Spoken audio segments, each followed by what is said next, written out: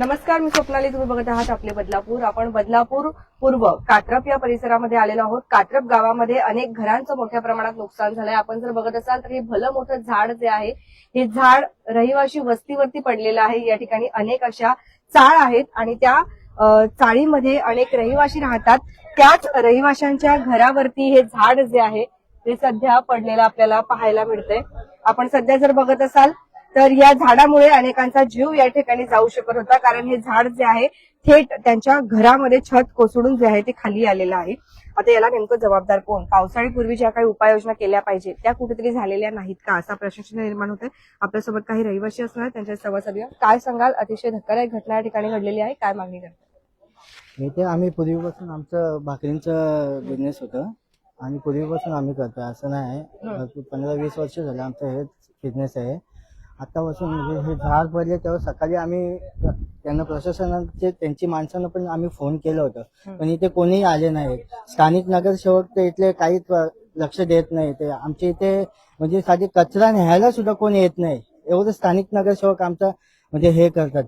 स्थानिक नगरसेवकांचं पण आणि इथले स्थानिक जे प्रशासन आहे इथे कोणत्याही प्रकारचं काहीच लक्ष देत नाहीत. आम्ही खूप वारंवार आज माझं हे जो सगळ्या गोष्टी आहेत, माझी रोजीरोटी सगळे याच्यावर चालते आणि तेच माझं त्याच्यावर खूप नुकसान झालेलं आहे. याची भरपाई मला कोण देणार, असा विषय आहे. याच्यामध्ये आमच्या भाकरींचा व्यवसाय आहे.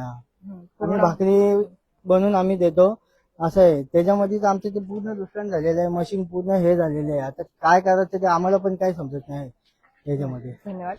लहान मुली सुद्धा इथे तुझ्याशी बोलूया आपण. तू कितीत जातेस?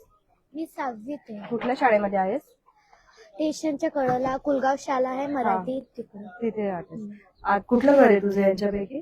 आमचं तिकडं या घरात दुसरं घर इकडे पण झाड पडलंय, तेच तुमचं घर आहे ना? मग आता अभ्यास वगैरे कसं करणार किंवा काय करणार आता? आता शाळेत गेली होतीस आज? आज सुट्टी दिलेली पावसामुळे. सुट्टी दिलेली पावसामुळे. मग आता तुझं सगळं सामान तिथे असेल ना घरामध्ये? हा, आतमध्येच आहे. काय आपण विनंती करणार का प्रशासनाला? आपण काही सांगायचं का की तुझ्यासाठी लवकर चांगलं घर द्या किंवा तुला व्यवस्था करा, असं वाटतं? तुला चांगल्या घरात जायला पाहिजे, असं मोठ्या घर पाहिजे तुला? खरं तर या जे काही रहिवासी आहेत त्यांचं स्थलांतर व्हायला पाहिजे किंवा पुनर्वसन व्हायला पाहिजे, अशी मागणी जी आहे नक्कीच या ठिकाणी येते. कारण आपण जर बघितलं तर हे घर जे आहे इथे पडले आणि चाळ आहे पूर्ण. ज्या वेळेला अति जास्त प्रमाणामध्ये पाऊस येतो त्यावेळेला सुद्धा इथे प्रचंड म्हणजे त्यांना जाण्यासाठी सुद्धा रस्ता नाहीये आणि खूप प्रचंड प्रमाणामध्ये हाल जे आहेत त्यांचे आपल्या इथे पाहायला मिळतात.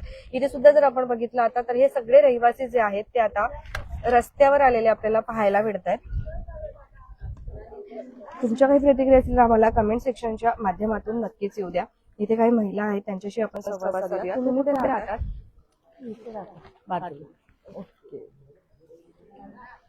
या साईडला अनेक रहिवासी आहेत, त्यांचे घरच आहेत. आपण मध्ये जाऊन बघण्याचा प्रयत्न करणार आहोत. खरं तर मध्ये आपण जर बघितलं तर पूर्णपणे छत जे आहे ते छत आपण आता जशा पद्धतीने बघितलं तर ते पूर्ण छत जे आहे ते आपल्याला खाली पडलेलं पाहायला मिळतंय. आणि याला जबाबदार कोण, असा खूप मोठा प्रश्न निर्माण होतोय. अनेक चिमुकल्या मुली आहेत, त्यांचा शिक्षणाचा देखील प्रश्न आहे. नेमक्या याला जबाबदार कोण आहेत? प्रशासनाने यापूर्वी कुठल्याही उपाययोजना का केल्या नाहीत, या संदर्भात तुमच्या प्रतिक्रिया असतील नक्कीच. तू कितीत जातेस? तू कितवीला जाते? 3री. कुठल्या शाळेत जातेस? बालाजी हायस्कूल. अरे वा. तुझं कुठलं घर आहे तुझं इथलं?